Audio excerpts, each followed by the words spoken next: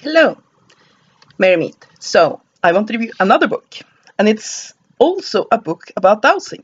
It is called The Pendulum Book by Jack F. Chandu. And I've gotten some dirt on it. There we go.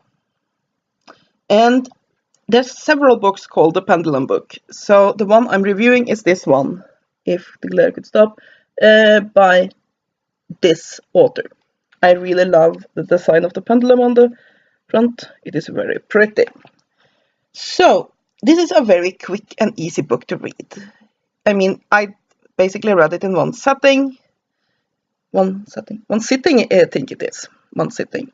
And there's some good information in here. So let's have a look at the index. It is a word of warning. It's basically about be somewhat reasonable when you do dowsing. Because if you believe in this, then you believe that you can get a lot of information, and sometimes that information can be wrong to obtain. For example, the intimate secrets of your friends, something they want to keep private. So basically, don't be a douche with your pendulum. What is dowsing, which goes into the basics of it? Who can practice the art of dowsing? This book basically have the idea that not everybody has this ability. I disagree with the book on that. I believe that everyone has psychic ability. It's just a part of being human. And the question is just, are we going to, basically, do we do the work to develop it or not? Now, of course, some people have a greater talent, and some people have, less talent and have to work harder. But everybody can learn to do this. And sometimes the person who has less talent but work all the harder to develop their abilities becomes better psychics than the ones that had it all handed to them and then didn't work with it.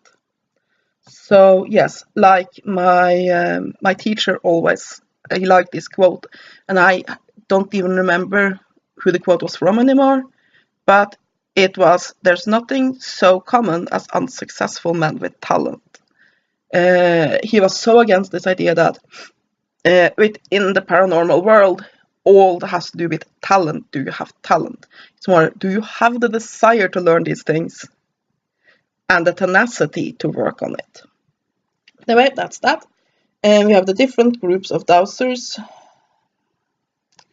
Yeah, this one sort of goes a little bit into what various people that might use dowsing. It is so unnecessary because, yes, it's used as a tool by a lot of spiritualists. It's used by a lot of people that go ghost hunting. It's used by a lot of people, but it's not so much different groups as dowsing is a useful tool that a lot of different people can find attractive to use.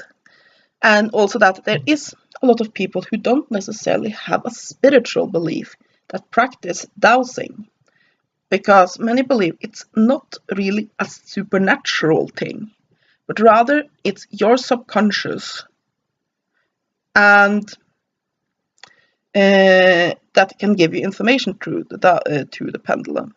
So yeah, I'm not too happy about that chapter. It's basically, we're not different faction. It's more that there's lots of different people who find the pendulum useful. And then we have what objects are used by dowsers, which goes through the various dowsing tools.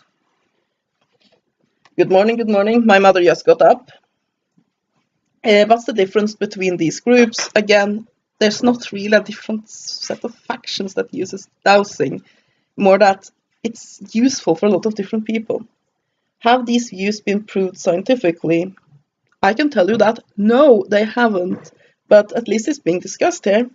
Is there any proof for the existence of impulses which can cause movement? Yes, you can have basically your subconscious can say something, and that can cause your microspasms in your hand to make the pendulum move. But yeah, basically discusses the science on pendulum, how to make a pendulum. This one is pretty good because it suggests some really, really simple methods to make a pendulum. You see, here's the difference. I think this is a man who has written this. When you write the Pendulum Book by a woman, she will tell you about beads and all of those things. Awesome. Yes, you take a piece of cork, for example, from a wine bottle, and you take a big ass needle and you put it through that cork and you put a string on it and you have a perfectly good pendulum. Ain't gonna be pretty, but it will dowse for you. Awesome. Practical. You have first step, learning to relax, which is basically a relaxation exercise, which is pretty good. Pendulum exercises for beginners. Some of these are good. There are some really, really good exercises in this book. What I don't agree with here is that the author sort of presents it as, and there's a lot of pendulum books that do this, and I could not disagree more, that there is a set answer. That basically, if it goes around clockwise, that's a yes, and if it goes around anti-clockwise, it's a no. But no. Different dowsers get different questions, and a lot of people get stuck because they try to get the pendulum to do the idea they have, or an author in this case had, about how they should move.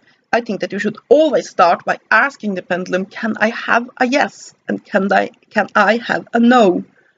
And so on and so forth. So yeah, I will just drop that advice and just see what the answers are for you. One thing I do like is that he suggests a few other movements. For example, you can have a figure 8. That could mean something, and oval, an oval shape could mean something else than a circle, meaning that you will build up more responses than your average yes and no.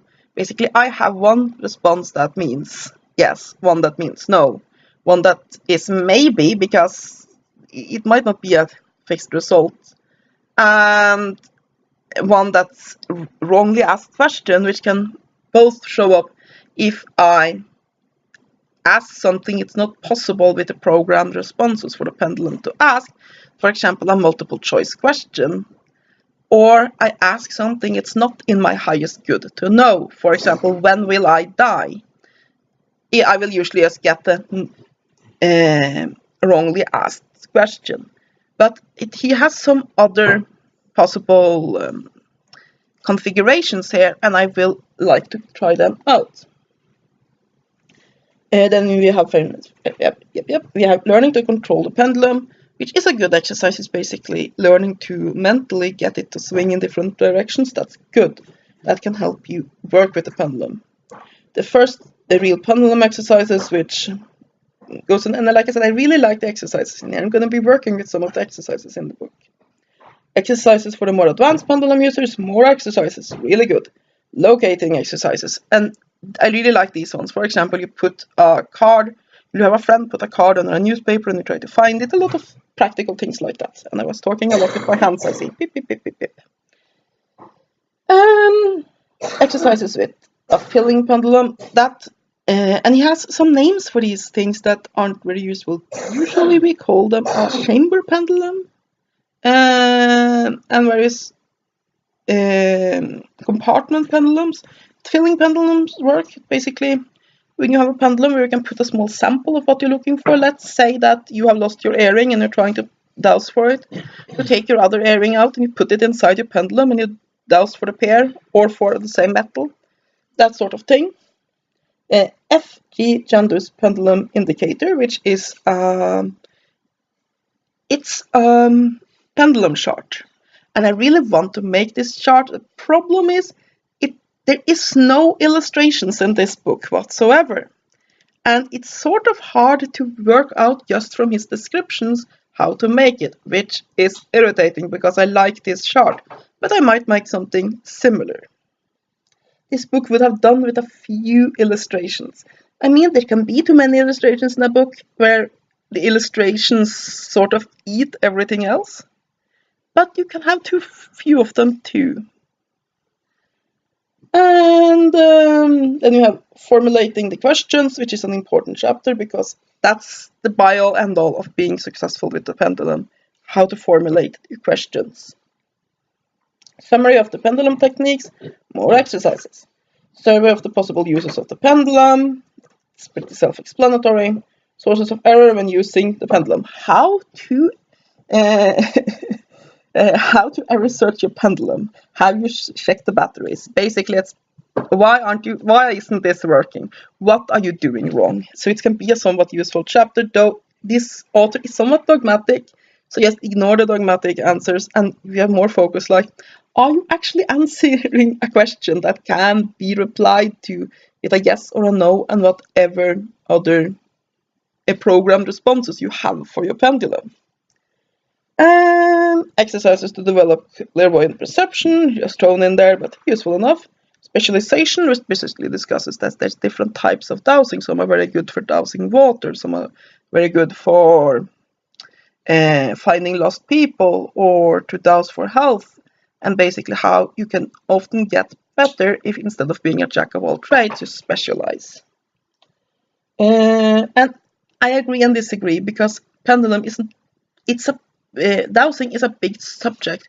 It's not that big. It should be possible to be working in. It's not a lot of different techniques. It's like a tarot and crystal balls are two completely different techniques. So getting good with both of them basically is almost twice the work. But learning both to locate water and locate lost puppies is basically the same thing. Application possibilities, which again another chapter that sort of repeats for another one, which possible uses for the pendulum, and then we have some test answers because there's some tests in here to show your skill, which is pretty good, and there you have the answers so you can figure out if you were right. So what do I think about this book?